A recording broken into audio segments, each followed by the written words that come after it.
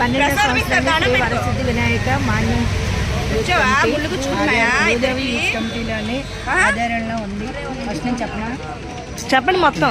Bhudevi committee ఆధారంలోని మాన్యం మాధవగారు Visakhapatnam ప్రాంతాల్లో 12వ సంవత్సరం చేస్తాం.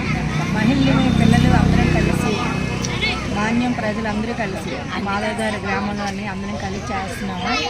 ఈ వినాయకుడు ఏంటంటే అందరూ ఎక్కడెక్కడో డబ్బులు దండేసి ఎక్కువ ఇచ్చేస్తారు, కానీ స్వామివారు మాత్రం ఏదైనా సరే స్వచ్ఛంగా మనకి 3 రోజుల్లో అన్నీ రప్పిస్తారు, అన్నీ చేస్తారు. అనుకున్న కోరికలు కూడా తీరడం వల్ల ప్రతి ఒక్కరు కూడా స్వామికి నియమిస్తామనేసి ప్రతి ఒక్కరు వచ్చి స్వామివారికి అన్నదానం చేస్తాం. 3000 మందికి అన్నదానం చేస్తున్నాం. అన్నదానం కూడా ప్రతి ఒక్క